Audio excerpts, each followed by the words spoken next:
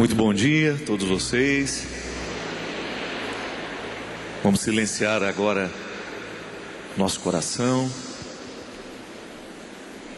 Como bem rezava a Salete aqui, preparar a terra do nosso coração para esse grito de independência que nós precisamos dar, munidos com a força e com a graça de Deus. Não há seguimento de Jesus, não é possível viver a experiência de Deus nas dependências, nos apegos, mas é preciso ter um coração livre.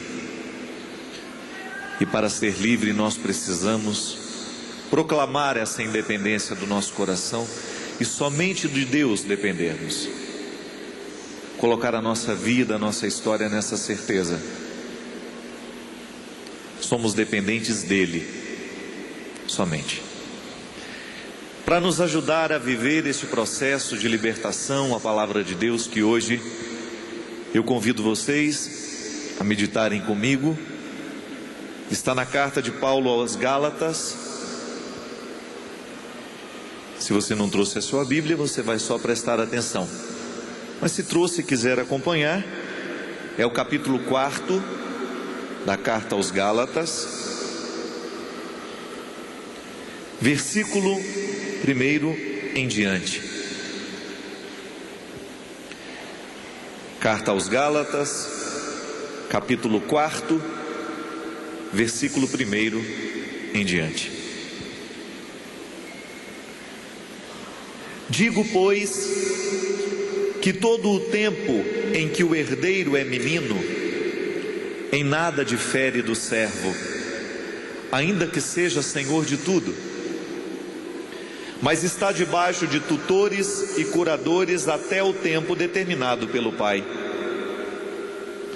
Assim também nós, quando éramos meninos, estávamos reduzidos à servidão, debaixo dos primeiros rudimentos do mundo.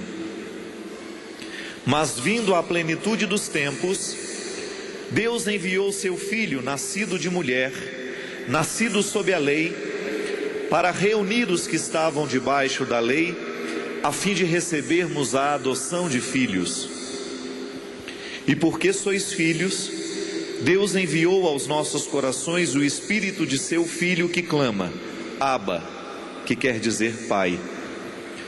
Assim que já não é mais servo, mas filho, se és filho, és também herdeiro de Deus por Cristo. Mas quando não conhecíeis a Deus, servíeis aos que por natureza não são deuses. Mas agora, conhecendo a Deus, ou antes, sendo conhecidos de Deus, como tomais outra vez a esses rudimentos fracos e pobres, aos quais de novo quereis servir? Guardais dias e meses e tempos e anos. Receio de vós que haja eu trabalhado em vão para convosco. Irmãos, rogo-vos que sejais como eu, porque também eu sou como vós. Nenhum mal me fizestes. E vós sabeis que primeiro vos anunciei o Evangelho, estando em fraqueza da carne. E não rejeitastes nem desprezastes isso que era uma tentação na minha carne. Antes me recebestes como um anjo de Deus, como Jesus Cristo mesmo. Qual é logo a vossa bem-aventurança? Porque vos dou testemunho de que, se possível fora, arrancaria-os os olhos e lhes daria. Fiz-me acaso o vosso inimigo dizendo a verdade? Eles têm zelo por vós, não como convém, mas querem excluir-vos, para que vós também tenhais zelos por ele. É bom ser zeloso, mas sempre do bem, e não somente quando estou presente convosco. Meus filhinhos, por quem de novo sinto as dores de parto, até que Cristo seja formado em vós, eu bem quisera agora estar presente convosco e mudar a minha voz, porque estou perplexo a vosso respeito. Palavra do Senhor.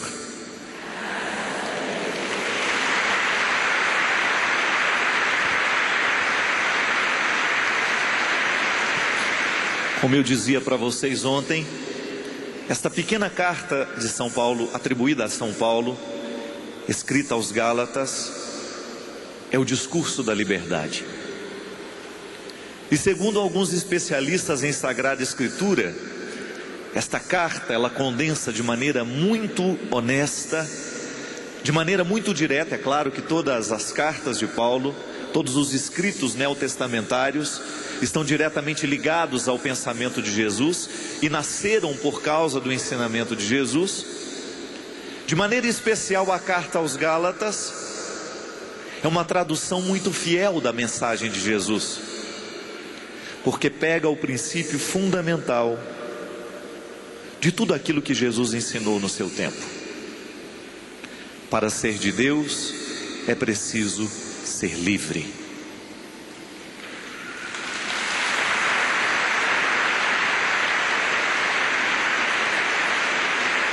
Para ser de Deus é preciso estar livre de todas as amarras que nos aprisionam. Para ser de Deus é preciso você viver esta tensão constante de processo de vir a ser, de você se transformar num homem e numa mulher livre, porque aquele que está vivo e ressuscitado não tem outro desejo senão vos libertar. Como? Através da verdade. Conhecereis a verdade, e a verdade vos libertará. E aqui São Paulo fala de maneira bonita, nos comparando ao processo das crianças. Eu acredito que ele estava um pouco bravo com essa comunidade, né? Porque ele, no final da carta, ele dá uma chicotada boa. Estou perplexo com o comportamento de vocês. Porque São Paulo deve ter percebido que os Gálatas, ao invés de caminharem na direção da liberdade, eles estavam retornando à escravidão dos antigos ídolos.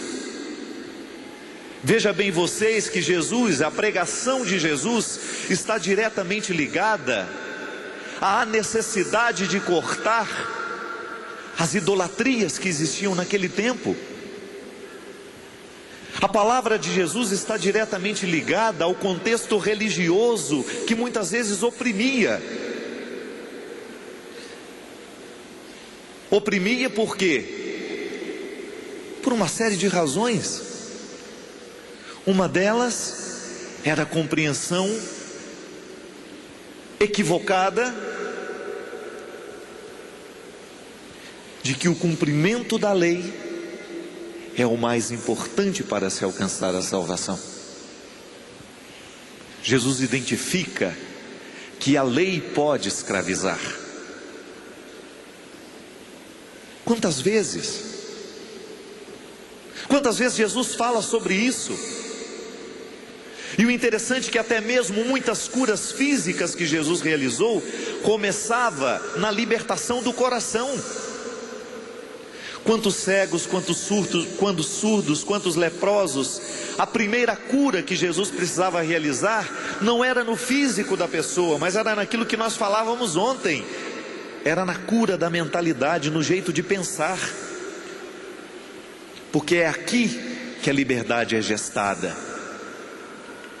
Nós ficamos cativos aqui. A gente usa muito a metáfora do coração, né? Mas coração e cérebro estão diretamente ligados. O coração, ele está como um significado ocidental, né? Um contexto ocidental, ele polariza os nossos sentimentos. E a experiência que a gente faz do mundo é o tempo todo racional, mas ela é também de sentimento, ela é sensorial, passa pelos meus sentidos o tempo todo, eu experimento isso de maneira sensível. E eu vou sendo das coisas e das pessoas. Eu vou me afeiçoando às ideias, às pessoas. E muitas vezes, no processo de me afeiçoar, eu crio uma espécie de dependência. Muitas vezes, de me identificar com uma ideia, eu também crio uma dependência. Eu vou ficando escravo. Eu vou ficando escravo de realidades que não me libertam. Eu vou ficando escravo de pessoas que não me libertam. É um processo sério. São Paulo diz: uma criança, mesmo sendo ela herdeira, ela jamais vai poder tomar posse do que tem. Por quê? Porque lhe falta consciência. A psicologia nos ensina que o processo da consciência é aos poucos. É até bonito você compreender o processo que Jesus teve de tomar consciência de que ele era filho de Deus. Foi aos poucos. Ou você acha que o menino Jesus já falava: eu sou Deus, vou fazer um milagrezinho aqui hoje? Não. Ele foi tomando consciência. A ação de Deus na sua vida, do Pai na sua vida, foi colocar no seu coração a consciência de quem ele era. E é bonito você perceber que todas as pessoas que estavam ao redor de Jesus foram importantíssimas para que ele se tornasse quem ele foi, quem ele é. Tomar consciência do que se tem, do que se é um processo de maturidade, minha gente. E somente esta consciência apurada, esclarecida, como dizíamos no dia de ontem, é preciso ter uma clareza, uma consciência, é preciso estar com a mente aberta para compreender, para mergulhar no mistério da salvação. Assim como a criança é herdeira, mas não sabe que é. E enquanto ela não cresce, enquanto ela não estabelece um momento de consciência de saber o que ela pode e o que ela deve, ela deverá ficar sobre o tutor, sobre a regra, sobre a lei. Já falei disso aqui algumas vezes. Piaget, o grande mestre da psicologia educacional, ele nos ensinava e nos ensina até hoje, porque embora tenha morrido, ele deixou os seus ensinamentos. Ele dizia que uma criança só é capaz de compreender o processo do bem e do mal à medida em que ela amadurece do ponto de vista cerebral. Nós nos tínhamos antigamente, hoje as crianças entram na escola mais cedo, mas nós não sabíamos que aos 7 anos a criança entrava para a escola. Era a idade da razão, não era isso que a gente dizia? Por quê? Porque a psicologia nos ensinava naquele tempo que aos 7 anos a criança está preparada para começar as equações mais elaboradas, os raciocínios mais elaborados. Antes disso não adianta. Ela não tem maturidade cerebral, ela não tem maturidade para poder compreender pensamentos mais elaborados. Não adianta você sentar com seu filho de 3 anos e dizer: meu filho, papai não vai poder dar essa bicicleta porque a crise financeira atingiu diretamente o mercado de Nova York. A bolsa do Japão, de Tóquio, despencou essa semana. Imagina a cara de brócoli com que o seu filho vai olhar para você. Não é assim?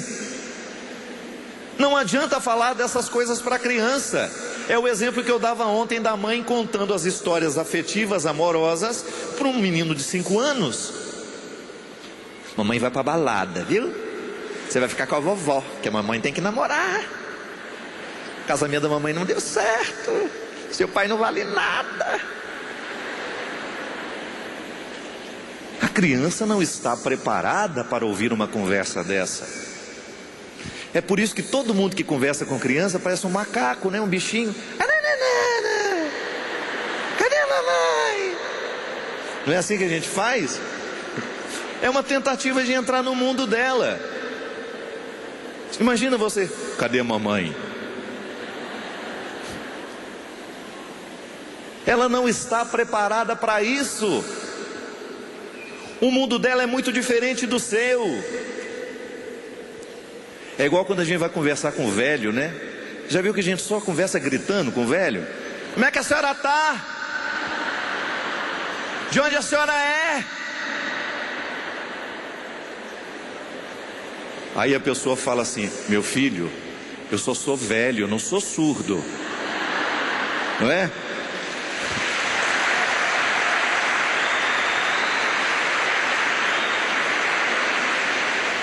São formas diferentes de comunicação que você se utiliza para poder entrar melhor no mundo do outro, minha gente. Quantas vezes na evangelização nós precisamos utilizar desses métodos? Imagina, Dr. Roque, você lá com um diagnóstico terrível, para aquele paciente que não sabe nada. Olha, você está aqui com entupimento endócrino, papapá, papapá, papapá. E ele vai olhar com aquela cara de brócolis para o senhor: e aí, doutor? Aliás, eu ganhei um link de um blog que você precisa entrar. É de uma médica, filha de uma amiga minha, da Maria do Carmo. O nome dela é Eduarda, a filha dela. É um blog que chama Doutor, me explica. É ótimo. www, não sei o que, Doutor, me explica. Entra lá que você vai conhecer. Ela trata assuntos de medicina de maneira simples. Você joga lá a sua pergunta e a médica vai responder. Se o médico não entra no nosso mundo, ele não vai fazer a gente compreender o que a gente precisa compreender sobre nós mesmos. Está igual o padre Vicente, né? Estava me contando a história, ontem eu ri demais. Que ele andou com uns probleminhas de saúde e ele não tem muito cuidado com a saúde dele, não. Está nem aí. Aí eu falei assim: e aí? Está tratando agora? Ele falou: ué. Um médico virou e falou para mim assim: ó, padre, só tem duas coisas. O senhor vai ter linfoma e o senhor vai ter leucemia. Aí eu falei: o que você escolheu? Aí ele: pelo amor de Deus, escolhi viver, então vai cuidar da saúde. Mas às vezes os médicos, para falar com a gente, eles usam uma linguagem que a gente não vai entender nunca. Ou o psicólogo, né, meu filho, você tem uma triangulação edipiana mal resolvida. Tá? E aí? As palavras bonitas nem sempre conseguem resolver a situação, não, minha gente. Eu estava dizendo, a gente como evangelizador, quantas vezes para a gente se fazer entender, para a gente se fazer compreender, você tem que entrar no universo do outro. É o que Jesus fazia o tempo todo. Jesus era um especialista em contar histórias, porque ele tinha essa consciência. Jesus era muito esperto. Ele sabia muito bem que se ele quisesse levar aquela pessoa à maturidade, ele deveria falar a linguagem, ainda que infantil, que ela poderia compreender. A criança não sabe que é herdeira, ela é riquíssima. O pai é milionário, morreu e deixou tudo para ela. Mas se alguém não vai comunicar essa criança, torná-la consciente do que ela tem, do que ela é, ela morre como mendigo. Se materialmente alguém não passa para ela, olha, ensina concretamente: você é dono daquele prédio, você é dono dessa casa, você tem isso de dinheiro no banco. É possível que essa criança morra de fome, porque alguém não comunicou a ela. Minha gente, a vida espiritual é a mesma coisa. É disso que São Paulo está falando. É disso que nós pregamos o dia todo ontem. Muitas vezes nós estamos surdos, muitas vezes nós não compreendemos o processo de Deus, porque falta abrir os nossos ouvidos, abrir a nossa cabeça, abrir a nossa mentalidade, para que a palavra de Deus venha mexer nas nossas coisas, venha mexer no nosso comportamento, nas nossas imaturidades, nos nossos cativeiros, que são obstáculos, como rezava a Salete aqui antes. Não é que Deus não gosta daquela pessoa, não é que Deus não ame aquela pessoa, mas a gente precisa se libertar dela, porque senão o nosso processo vai ficar emperrado, porque não são poucas as vezes em que as pessoas estão emperradas na vida por causa de pessoas, por causa da situação que aquelas pessoas criam na nossa vida. Eu me recordo, minha gente, que há muito tempo atrás eu vivi um processo horrível, humano, de dependência afetiva, diretamente ligado a uma pessoa, não conseguia viver distante dela, e aquilo me fazia mal. Eu era menos eu, há muitos anos atrás. E depois, passado um tempo de ruptura com aquela pessoa, uma vez eu ouvi um padre, o padre Ayrton Freire, lá de Recife, um ser humano maravilhoso. Ele rezando por mim, ele falou assim: Fabinho, ele me chama de Fabinho, vem no meu coração aqui uma pessoa que lhe machucou muito, que você viveu uma dificuldade muito grande e que às vezes você tem vontade de se reaproximar dela. Imediatamente eu tomei consciência da situação. Ele disse assim para mim: faz o seguinte, essa pessoa precisa só da sua oração, não da sua presença.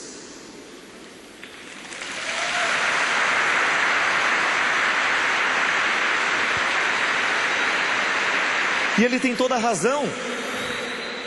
Quantas vezes, para justificar a nossa presença, a nossa dependência, a gente justifica assim: ah, ele precisa de mim. Mentira, é você que não sabe viver sem ele.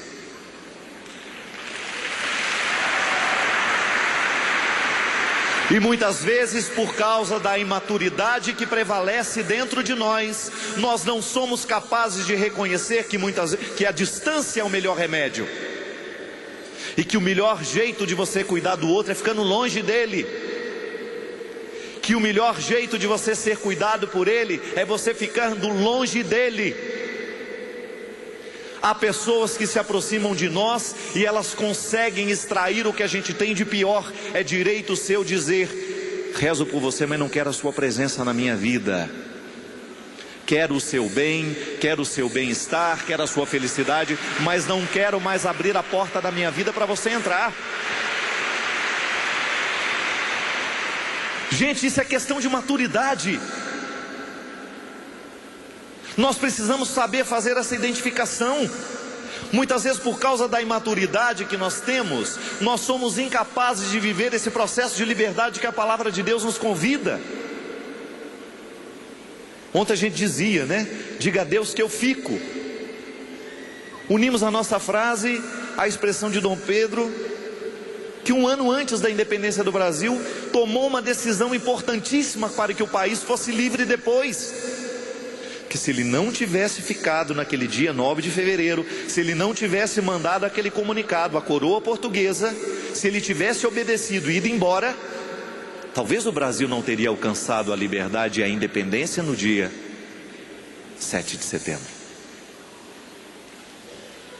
Ele precisou decidir: eu fico, eu vou lutar.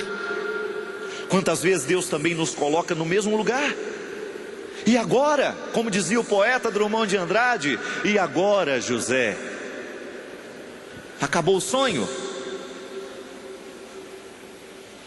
Não era do jeito que você pensava? E agora você? Como é que você reage diante da vida? Ai, diga, povo, que eu desespero.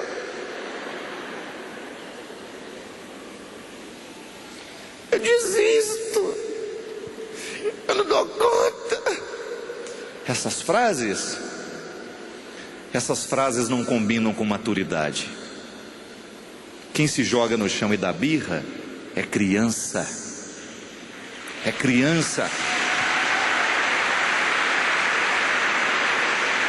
Quem disse para você que seria fácil ser gente, mentiu. Ser gente não é fácil. É muito mais fácil você virar um mulambo qualquer. Ser gente dá trabalho. Porque ser gente significa você estar comprometido com o seu processo humano e com o processo de todos aqueles que estão do seu lado. Ser gente significa você ir caminhando na consciência diária de que você precisa dar conta da vida e que você, dando conta da sua vida, você é um problema menos para a sociedade, você é um problema menos para a sua família.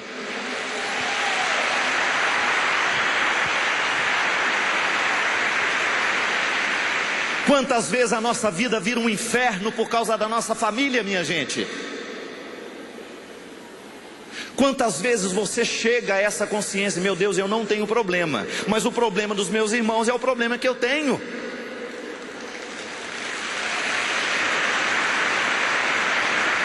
Quantas vezes você chega a essa conclusão?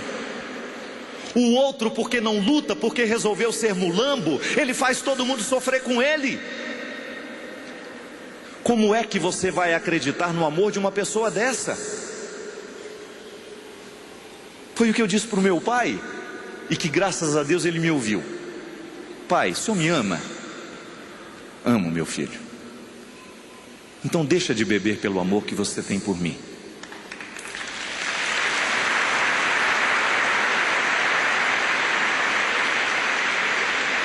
E depois daquela graça, eu tive a graça de ter um pai inteiro. Porque parou.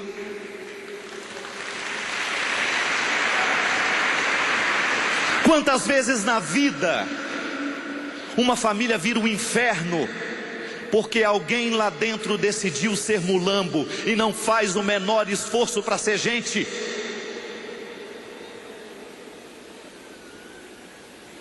Não optou pela liberdade, não optou pelas coisas boas da vida.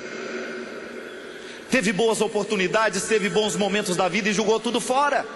E aí nós vamos lamentar, nós vamos viver um inferno porque aquela pessoa não honrou o compromisso. Minha gente, nós precisamos acender dentro de nós essa consciência. Quantas vezes nós sofremos demais por situações que não são nossas.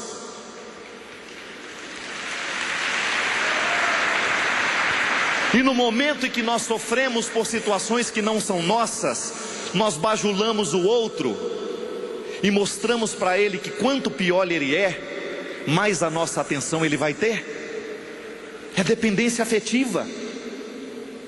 Falta ler a carta de São Paulo às Gálatas e ter coragem de dizer: você é meu irmão, mas você não sou eu. Você é meu amigo, mas você não sou eu. Há uma diferença entre nós aqui, ó. E por mais que eu tenha que estar comprometido com a sua felicidade, você não se esqueça que você também tem que estar comprometido com a minha. Não é possível viver um lado só dessa história. É igual mulher que quer ser casada, só ela, mas o marido nunca quis ser casado com ela. Como é que pode dar certo um matrimônio de um lado só?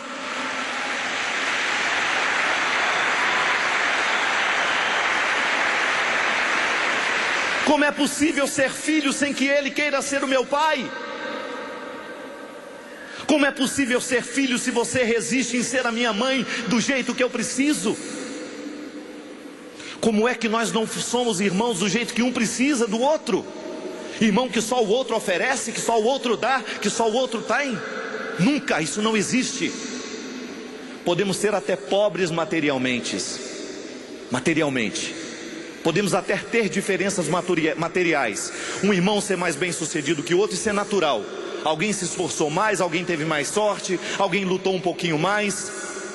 Agora, pobreza espiritual a vida inteira, você não ter alguém com quem você pode contar, porque o outro resolveu ser um mulambo, isso não é cristianismo, nem aqui, nem em lugar nenhum. O cristianismo é essa força que nos coloca na consciência diária. Eu, diante de Deus, preciso ter consciência que o Brasil, que o mundo, que a minha casa, que a minha família será melhor por causa de mim. E o outro fazendo a mesma consciência, o mesmo pacto, nós vamos ter jeito então. Porque imaturidade, o processo da imaturidade, ele pode se estender uma vida inteira. Quando a gente olha para o mundo e a gente fica pensando: eu sou um pobrezinho, eu sou um coitadinho, e as pessoas têm que cuidar de mim, as pessoas têm que cuidar dos meus problemas, e eu mesmo não vou agir, não vou mover uma palha para resolver. Isso não é maturidade, isso é infantilismo que não pode levar ninguém a absolutamente nada.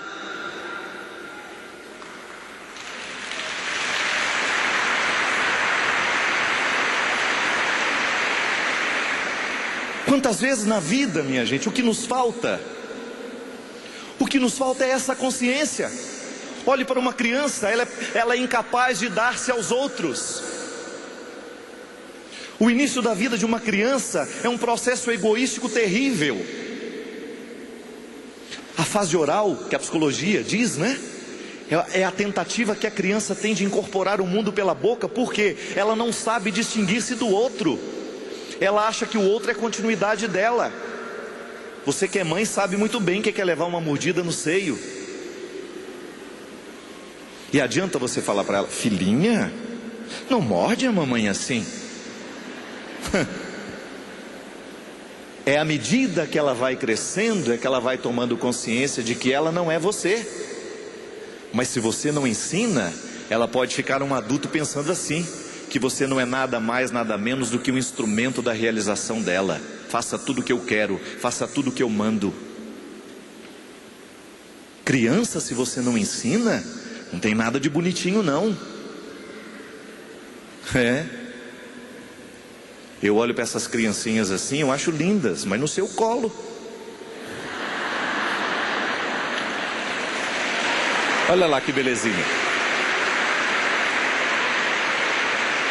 Na hora que essa criança demonstrar os primeiros sinais de egoísmo, quando ela não souber dividir nada, porque ela é naturalmente assim, é o processo humano. Se você não ensina que ela tem que dividir o pão com o irmãozinho dela, ela não vai aprender, minha amiga. Se você não ensina para ela que ela não tem o direito de morder você e de fazer o que quer com você, ela não vai aprender mesmo. Se você não dá as regras para essa criança, à medida em que ela vai sendo capaz de entender, falando a linguagem que ela consegue compreender, você vai ter um monstro dentro de casa. E um monstro que você nutriu, um monstro que você construiu. Aí depois você grita desesperada: eu não sei o que fazer.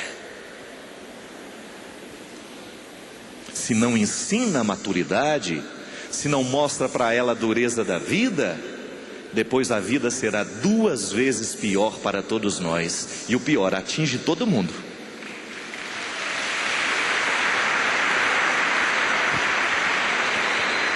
É por isso que o diabo tem livre trânsito em gente preguiçosa.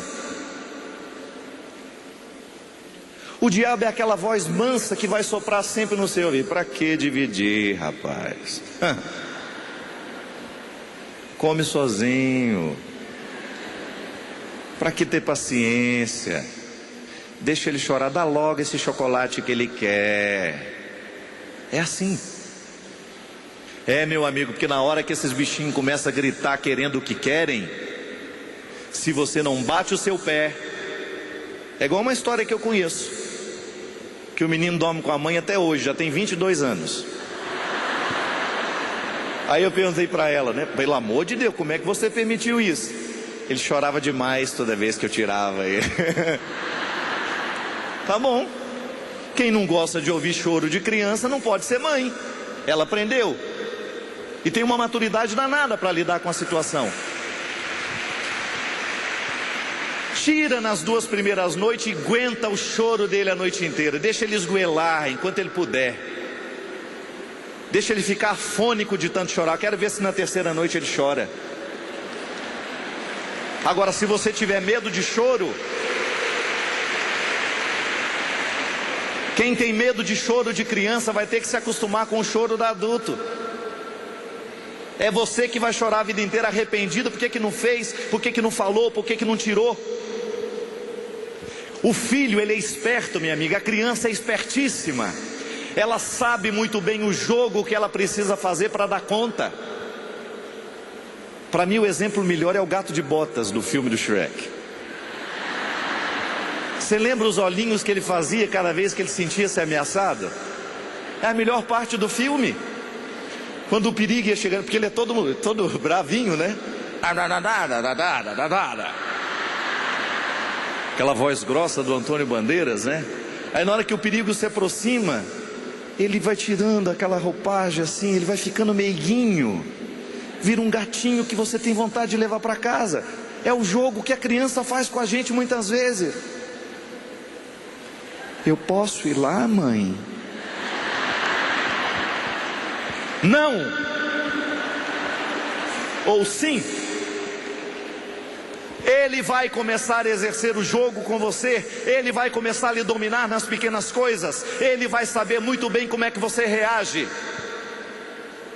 É igual a música da Adriana. Qual é a chave? Qual é o segredo que abrem as portas do teu coração? É verdade. Olha, Gente, se você tem 8 filhos, e se você é uma boa mãe, eu tenho certeza que você tem 8 chaves diferentes. Uma para abrir cada filho, porque a mesma não serve para todos. Não é? É assim. E você usar a chave certa, você usar o método certo, vai promover liberdade nessa criança. Gente, quando você ensina uma criança que ela não tem o direito de ser egoísta, você está criando nela a possibilidade de ser feliz no futuro. Quando ela encontrar as pessoas e ela for fazer a experiência de amar e ser amado, ela poder exercer de maneira bonita a sua capacidade de amar, não para fazer o outro ser dela, mas para ser capaz de promover o outro. A experiência de Deus em nós é para isso, minha gente. O casal que educa o filho a partir das regras sagradas da nossa religião, dos ensinamentos divinos, ela vai ter condições de oferecer ao mundo um ser humano mais preparado. Meu filho, você não tem o direito de entrar na vida daquela moça e de usá-la como se ela fosse um objeto na sua vida. Quem é que faz o cafajeste? Onde é que o cafajeste tem as suas aulas? É muito difícil achar cafajestes no mundo de hoje, mas tem um ou outro, não é? A melhor regra, olha, antes de você começar a namorar, antes de você noivar, antes de você querer casar, passa uns dias na casa dele, para conhecer a sogra, como é que ela age, como é que ela fala, o que é que ela pensa, porque depois que você casa, é sua família também. O que essa família vai provocar dentro de você? Minha gente, muitas vezes nós não somos preparados para o amor por causa disso. Nós não aprendemos as regras desde cedo, foram relapsos conosco. Há uma grande diferença entre amar e estar apegado. Amar é atitude de liberdade, é aquela sensação boa que você tem. Meu filho saiu de casa, padre, mas ele está crescendo na vida. Eu fico feliz. Eu tenho consciência de que eu não criei o meu filho para mim. Padre, meu filho morreu antes da hora, mas eu estou tranquila com a missão que eu realizei na vida dele. Não me apeguei de maneira egoística àquilo que ele era. Estou vivendo aqui a minha vida agora, estou dando conta de tudo que está vindo, porque eu não desisto por ele. São as maneiras que nós temos de reagir. Amar é isso, é você ter o tempo que pode ter. O apego é diferente. O apego é quando cresce dentro de você a ilusão de que o outro é seu, e de que, portanto, ele não pode fazer o que ele quer. Ele só pode agir em consonância com aquilo que você determinou. O amor é livre, o amor é capaz de escutar a vontade do outro. O amor discute, o amor é paciente, como dizia a carta. Nós vamos chegar a um consenso. O que você acha melhor? É o momento em que nós discutimos a nossa vida, em que nós colocamos na mesa as oportunidades que temos, os prós e os contras. É o momento em que a gente é capaz de falar: olha, você está sendo mulambo e você não tem o direito de ser. Você está afetando a sua família toda. Você não tem o direito de provocar essa infelicidade toda em nós. Pense um pouquinho no seu pai, pense um pouquinho em nós. Amor é isso. O apego não. O apego, quando eu estou apegado a alguém, a alguma situação, a alguma realidade, eu sou incapaz de pensar no bem daquela realidade, daquela pessoa. Eu só quero a satisfação do meu desejo. Aí eu faço do outro meu escravo. Assim como um dia nós já fomos de Portugal. Quando eles vinham, levavam as nossas riquezas e não estavam nem um pouco preocupados com o futuro da nossa terra. Até o momento que alguém grita: chega. Ou nós vamos ficar independentes, ou nós vamos provocar muita morte.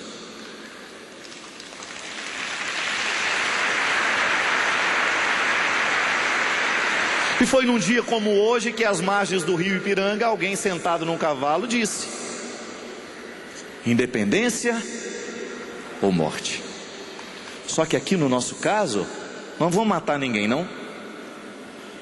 Somos nós que vamos morrer se não provocarmos a independência.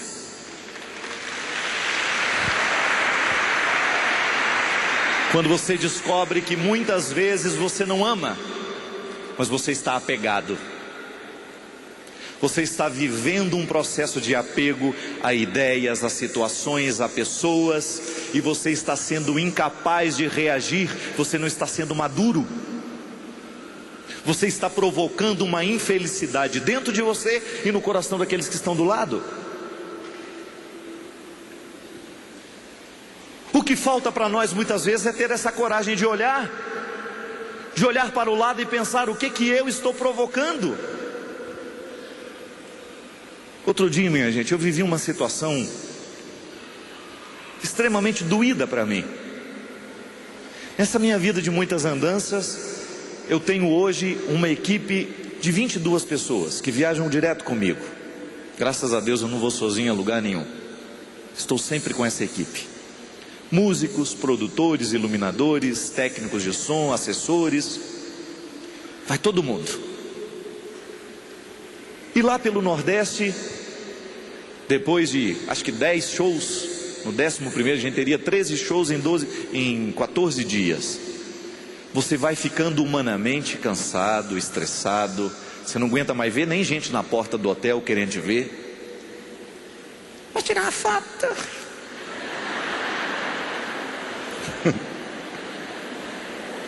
Senão minha mãe me mata. Aí você olha, tiro. Só que aí você vai guardando dentro de você um cansaço tão grande. E lá pelas tantas, no penúltimo dia, houve um incidentezinho bobo, um esquecimento de uma coisa, uma informação trocada. Minha gente, se você visse a maneira como eu tratei as pessoas que eu amo, que dão a vida por mim, que me assessoram, que tem paciência comigo, que faz de tudo para eu comer direitinho na hora certa, o que não faz mal. Se você soubesse o ser humano horroroso que eu me transformei naquela hora, e as palavras grossas, duras, machucantes que eu pronunciei naquele momento, você nem acreditaria que era o Padre Fábio. Porque o Padre Fábio que eu quero ser não fala aquilo. O Padre Fábio que eu quero ser e que Deus projetou para eu ser, não age daquela forma.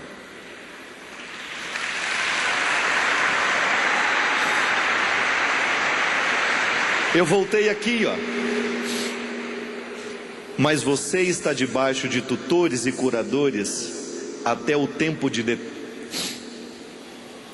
reduzidos à servidão debaixo dos primeiros rudimentos do mundo.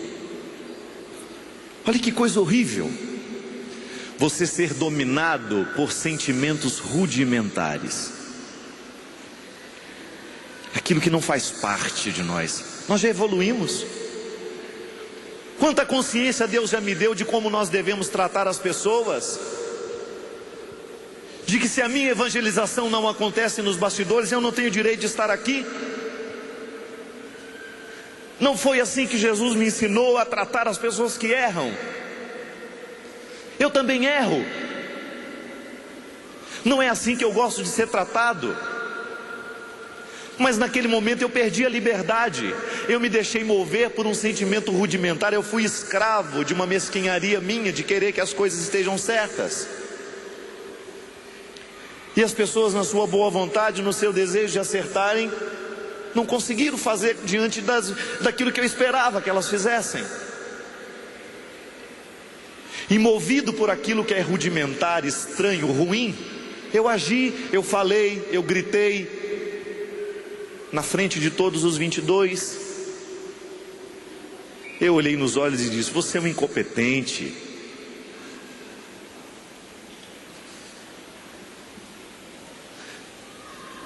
Só que o incompetente ali era eu. Incompetente para lidar com o meu cansaço, incompetente para lidar com a minha situação, incompetente para lidar com os meus afetos, incompetente para lidar com a minha imaturidade momentânea. E aí passou, minha gente. Eu sou o chefe. Ninguém respondeu o chefe. Aquele silêncio dentro do ônibus e uma vergonha imensa dentro de mim. Sabe quando você termina de dar o seu showzinho? E aí tudo aquilo cai em cima de você? Porque graças a Deus o nosso processo de Deus acelera também isso em nós. Tomar consciência do erro. Quanto mais tempo a gente demora para perdoar, é porque nós estamos longe do processo de Deus. Se você se arrepende logo, se você toma consciência logo e depois faz um esforço para isso não voltar a acontecer, isso é sinal de que a conversão está em nós. E eu quero isso para mim, minha gente. Eu não quero ficar dizendo receitas para você que eu não sigo. Aí aquela vergonha, aquele silêncio o dia todo, ninguém fala nada, ninguém olha para ninguém. E eu tinha que fazer o último show. Na hora que eu subi no palco, eu tive uma sensação de que eu estava num território estranho. Os meus músicos não, a confusão não era com eles, eles me olhavam sabendo que eu não estava bem, sorriam para mim. Porque se tem uma riqueza que hoje eu posso considerar na minha vida, é a presença dessas pessoas no meu ministério. E aí lá pelas tantas, quando o dia acabou, quando a luz apagou, e eu fiquei sozinho no quarto, alguém teve coragem de vir. E tremendo, com muito medo, disse para mim assim: me desculpa que eu estou morrendo de medo de dizer o que eu vou dizer para você, mas eu não quero mais ficar do seu lado. Eu não quero ficar mais do seu lado porque eu sou incompetente, eu não sirvo para fazer o que eu faço. Mas antes disso, eu vim aqui para ser feliz. Eu quero trabalhar e ser feliz no que eu faço.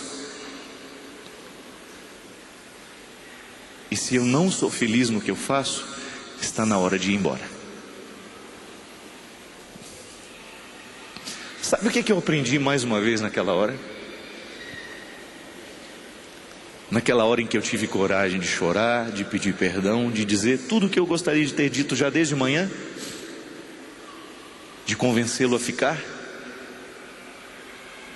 O teor mais profundo dessa palavra que nos convida à libertação. Eu quis viver aquilo na minha vida, minha gente. Eu não tenho o direito de fazer a vida do outro ser um inferno.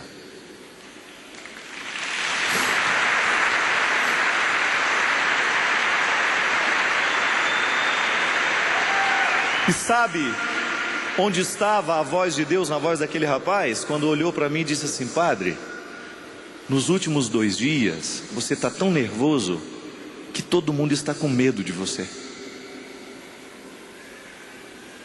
Veja bem, se eu faço alguém ter medo de mim, eu não estou promovendo a liberdade.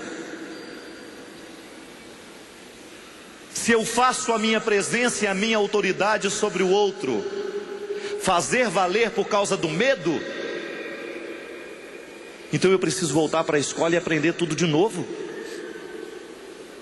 Eu tenho que ser gente para promover a liberdade. O meu jeito de ser gente tem que ser para promover a liberdade. Eu não quero ninguém com medo do meu lado, minha gente. Eu quero alguém livre, porque se não for livre não será feliz, como ele mesmo disse. E que bom que Deus colocou no coração dele a coragem de me dizer isso, porque senão eu poderia passar aquela noite e no outro dia amanhecer achando que está tudo bem e levar a vida adiante. Mas diante desses acontecimentos você precisa tomar consciência: eu não estou sendo livre, e no momento que não sou livre não deixo o outro ser também. Eu não tenho o direito de emperrar o processo de Deus na vida do outro. Quantas vezes nós fazemos isso sem perceber? Quantas vezes no nosso casamento nós fazemos isso? Nós emperramos o processo da felicidade do outro. Quantas vezes nós travamos relacionamentos assim? Só que nos falta coragem de olhar nos olhos daquele que nos prende, daquele que nos tira a liberdade e dizer: você não está me fazendo feliz, muda, pelo amor que você tem a mim. E aí a gente descobre que a gente também precisa mudar. É aquilo que eu preciso fazer, é aquilo que depende da minha ação. Não pode haver cristianismo sem essa consciência, sem esse esclarecimento. Onde é que eu escravizo? Onde é que eu sou escravizado? Quais são os cativeiros que eu crio? Quais são os cativeiros que eu gero?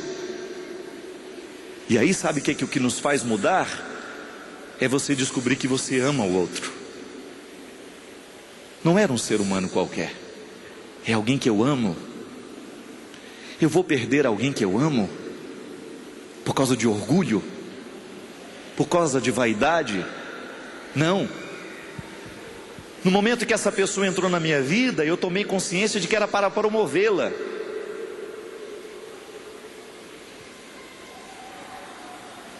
A minha experiência com as pessoas tem que ser assim.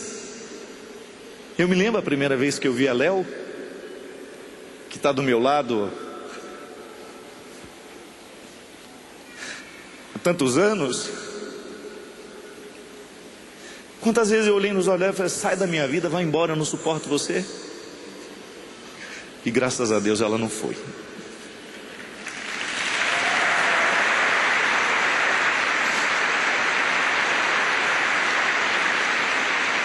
Ela é desobediente. Você sabe por quê? Porque a vida é assim. A gente só cresce nesse amor. Ela era uma das protagonistas da história. Essa criatura dá a vida por mim. Tem cuidado da minha vida desde quando comecei lá. Ela me pegou no iníciozinho, quando eu mesmo atendia os telefones, eu mesmo marcava os encontros, os retiros, os eventos. Aí a gente cresceu, a gente foi para lugares maiores, eu quis trazer todo mundo comigo. Muito embora o mundo me abra com um monte de possibilidades, com um monte de gente bonita querendo cuidar de mim agora, não. Eu só vou se eu puder levar a minha casa junto comigo.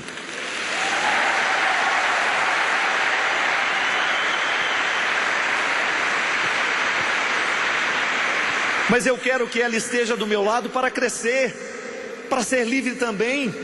Ela luta para ser livre, para eu ser livre.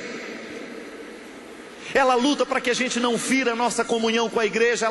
Ela luta o tempo todo, marcando, conversando, ligando, cuidando do meu ministério, dos avessos, dos meus paramentos, da minha vida ministerial,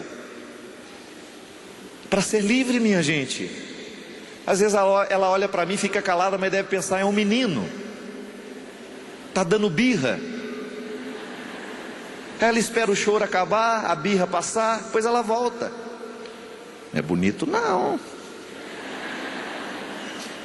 E às vezes o que falta para nós é isso. Alguém que tenha coragem de perturbar a sua solidão, seu sossego. Posso falar um minutinho com você? Pode. Você já fala assim: pode. Aí o outro treme um pouquinho mais, mas fala. O que falta para nós é isso. Sabe qual que é o perigo da gente? A gente é elogiado demais. Padre, você é maravilhoso. Padre, se eu não faço no equilíbrio, gente, eu fico felicíssimo cada vez que eu tenho o reconhecimento do seu carinho, do seu amor, da sua misericórdia, da sua oração. Eu acredito mesmo. Eu vejo no rosto de vocês. Que me dera a gente pudesse parar cada vez que a gente vai sair ali e encontrar todo mundo.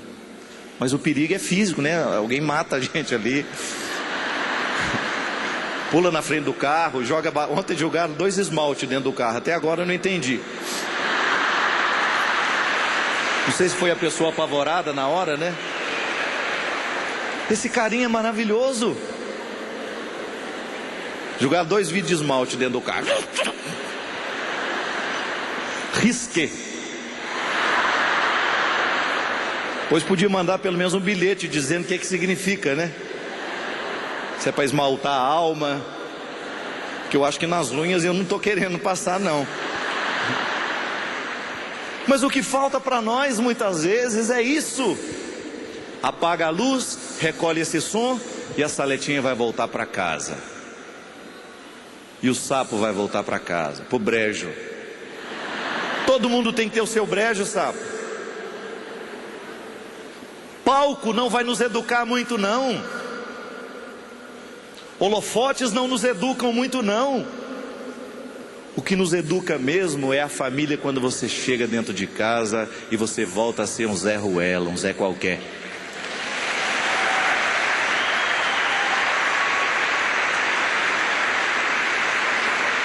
Quando eu entro no apartamento da minha mãe, ela fala: você podia arrumar essa porta desse armário que ela está quebrada. Fui abrir, caiu em cima de mim. Pronto. Aí me humaniza. Você ser humano assim, sabe? O outro olhar de igual para você, com respeito. Não está bonito isso que você está fazendo. Cuidado. Se você não gritar independência ou morte, você vai morrer antes da hora, porque você está se aprisionando, você está vivendo de apegos, você está vivendo de lixos, você está se transformando num mulambo. Você não pode ser um mulambo. É tecido nobre que Deus quer que você seja. Só que se a gente não cuida, minha gente, o mulambo é o caminho mais fácil. O mulambo é o caminho mais fácil. Igual uma festa que uma vez eu estava em Belém do Pará. Sabe como é que era o nome da festa? Ninguém Vale Nada. Festa do Ninguém Vale Nada. Você já imaginou a consciência de quem vai para um negócio desse? Se você já entra numa festa que todo mundo já está sabendo que ninguém vale nada, como é que você pode valer alguma coisa? Como é que você pode exigir respeito lá dentro? Ou então você pega uma pessoa que foi para o carnaval de Salvador, e você olha para a cara dela e fala: e aí, como é que foi? Foi bom demais, viu? Eu estou acabado. Como é que pode ter sido bom se você ficou acabado? Diferente do nosso carnaval aqui, né? Que quando você olha, e aí, como é que... Não, estou iniciado. Estou começado. Recomecei.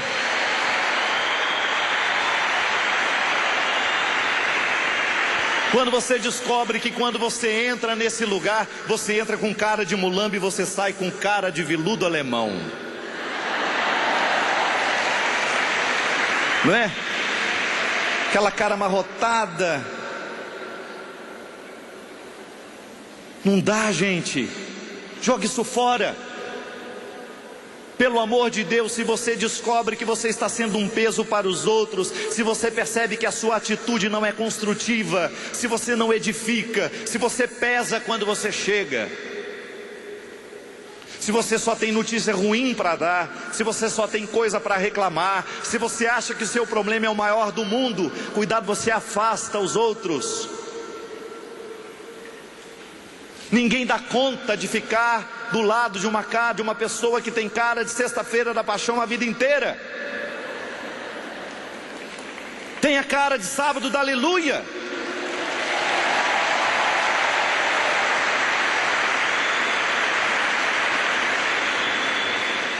E tem gente que quanto mais cai essa cara, melhor ela acha que está.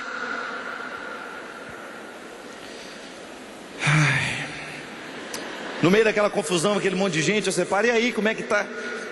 Tô péssima. Aí você tenta: não, mas vamos lá. Se você tivesse tempo de me ouvir, se você soubesse o que eu tenho para te contar, seja você sabe que vem pessimismo puro. Uma coisa é a pessoa te contar um problema com otimismo: tenho tal situação, padre, mas não desisto, não vira o mulambo nas mãos do diabo, porque o diabo é assim. Se ele perceber que você está na tentação de virar um mulambo, ele vai te fazer virar mulambo mesmo.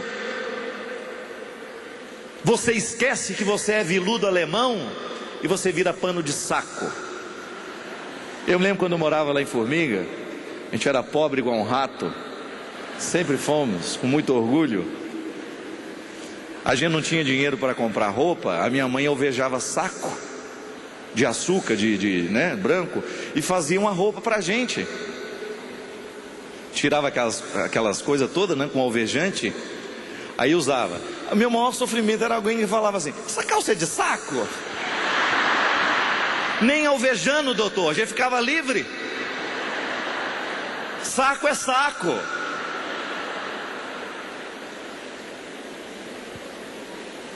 Aí eu sempre voltava à humilhação, né? Não adianta, por mais branquinha que ela esteja, o infeliz ainda percebe que é de saco. Tava vontade de falar: não, isso é um linho italiano. É a última palavra em tecelagem. Não. A antropologia cristã nos ensina: nós somos veludo alemão, em brilho, é bonito.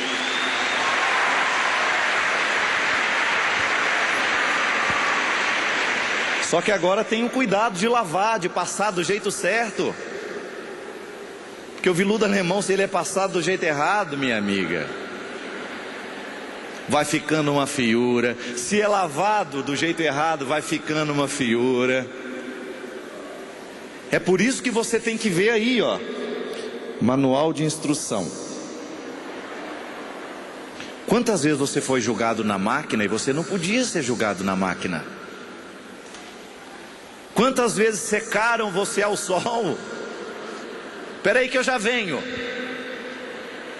Pôs os prendorozinhos, 10 anos depois ele volta. E você ficou lá, parada, esperando, perdendo o brilho, deixando a vida passar, porque você acreditou que voltaria. Quantas vezes o sofrimento te joga dentro da máquina e você não se protege, você não se liberta, não se utiliza daquele momento para crescer, é imaturo, não aceita, fica resmungando, barabirra, e a vida passa por você, e você fica com essa cara de sexta-feira santa, e o pior, sem um andor para você poder andar em cima, que lá só vai santo.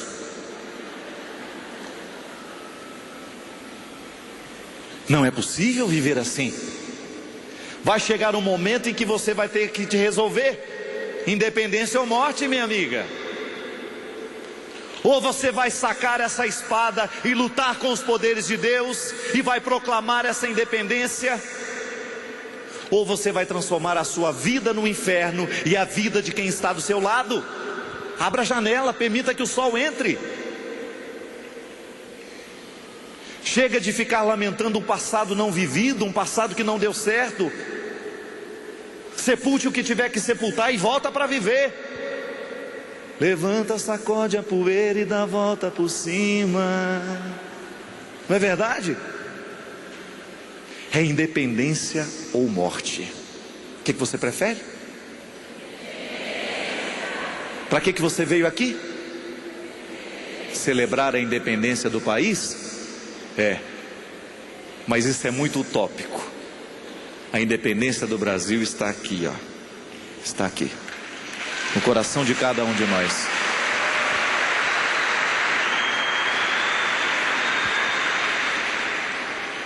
É a oportunidade que nós temos de nos colocar diante do Senhor. O rio é sempre um lugar de batismo, de vida nova. Foi às margens do rio Ipiranga que ele proclamou a independência do país. O nosso é às margens do rio Jordão, no lugar do batismo. É lá que nós proclamamos a nossa independência. Cada vez que nós nos aproximamos da Eucaristia, cada vez que nós nos aproximamos dos sacramentos. É vida nova que você precisa. Nada de sexta-feira da paixão na cara. O Calvário de Jesus só tem sentido porque ele nos leva à Páscoa. O sofrimento tem que ser enfrentado de pé. Ninguém nos prometeu que seria fácil. Volto a dizer, não é fácil ser gente. Ser gente dá trabalho. Ser imaturo é fácil. Ser maduro dá trabalho, crescer dá trabalho, educar um filho dá trabalho, ser irmão de um jeito certo dá trabalho, ser mãe de um jeito certo dá trabalho, ser marido, ser mulher. mas ninguém nos iludiu. Não vejo em nenhum momento Jesus iludindo as pessoas, dando a elas receitinhas prontas, ou aparelhinhos que nos transformam. Não, é esforço, é luta. Um dia perguntaram ao Rui Barbosa: qual é o segredo da sua sabedoria? Ele disse assim: é que o sol nunca me surpreendeu na cama.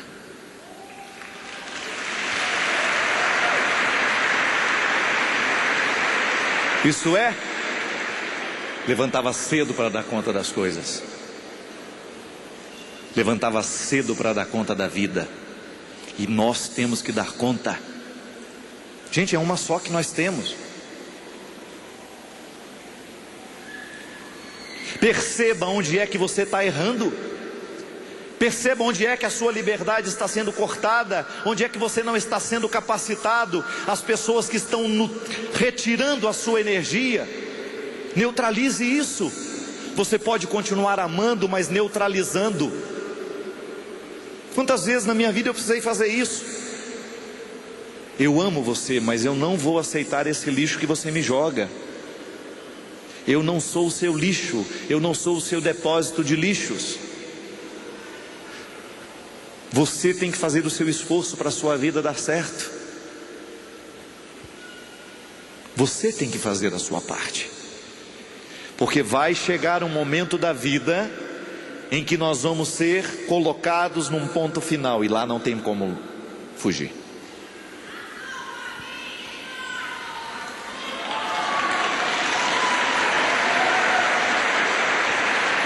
Obrigado.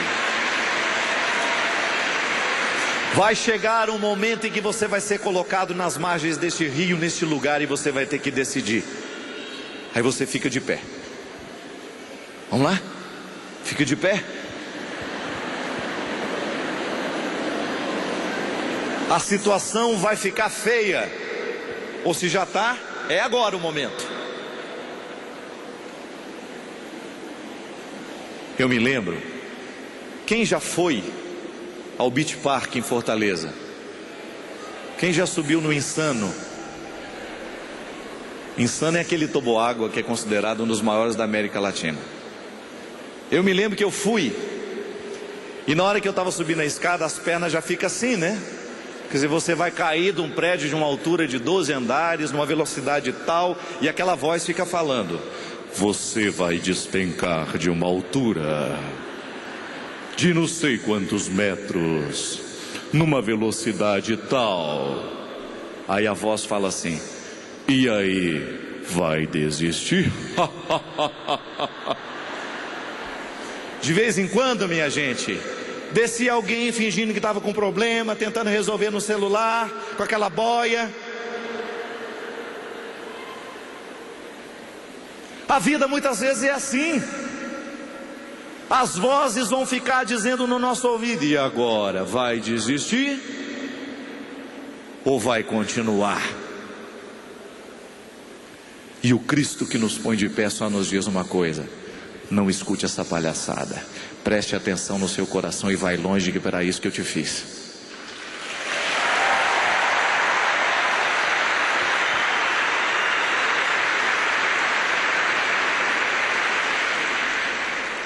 Não preste atenção naqueles que estão querendo te desestimular. Não põe ouvidos, não dê ouvidos, não dê atenção, não coloque a sua atenção nas vozes diabólicas que querem fazer você desistir. Se você precisa tomar uma iniciativa na sua vida, não tenha medo dela. Eu tenho certeza que você precisa parar de fumar. Se você não fuma, não é para você, mas se você fuma, é para você.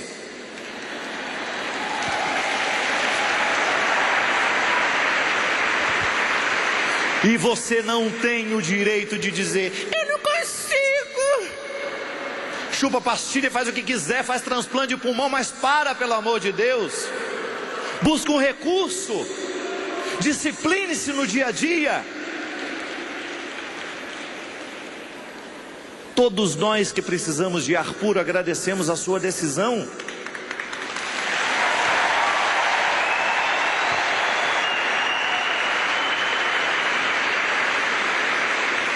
Eu tenho certeza que você precisa parar de beber.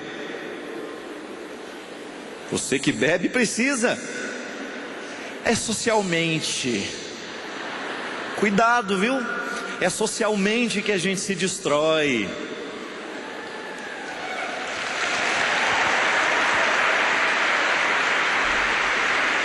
Eu tenho certeza que você precisa parar de se prostituir. Padre? Prostituição socializada. Quando você aceita cada dia um deitar na sua cama, quando você aceita cada um tomar posse do seu corpo, como se ele fosse um objeto. Porque cresceu dentro de você essa mentalidade permissiva.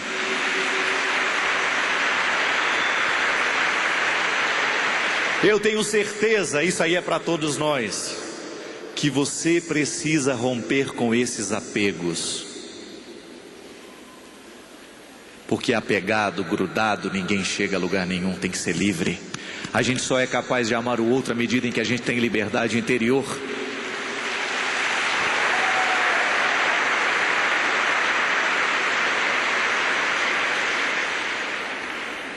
E às vezes, o melhor jeito de recomeçar uma situação, sabe como é? Pondo fogo nela. Pelo amor de Deus, ninguém aqui vira incendiário. Que você imaginou? Então eu vou pôr fogo na minha sogra. Não. Você vai pôr fogo dentro do ódio que você sente, dentro da rejeição que você tem. É isso que precisa queimar. São irrealidades imateriais e que estão dentro de nós, que você precisa entregar nas mãos do Senhor e dizer: Senhor, queima agora o meu cigarro, mas não minha boca. Eu não quero que esse cigarro continue queimando na minha boca. Eu quero que ele queime definitivamente agora na sua mão. Destrói esse vício do meu coração, Senhor. Liberta a minha família, Senhor. Incendeia a minha alma, Senhor. Incendeia o meu coração. Incendeia o coração da minha casa. Me ajuda a dar esse grito de independência. Mais forte. É a independência que nós queremos proclamar no dia de hoje. Incendeia a minha alma. Incendeia a minha alma. São Miguel Arcanjo, defendei-nos no combate. Sede nosso refúgio contra as maldades e as ciladas do demônio. Ordena-lhe Deus, instantemente o pedimos. Antes de você entrar na minha vida, de se decidir por mim, por minha história,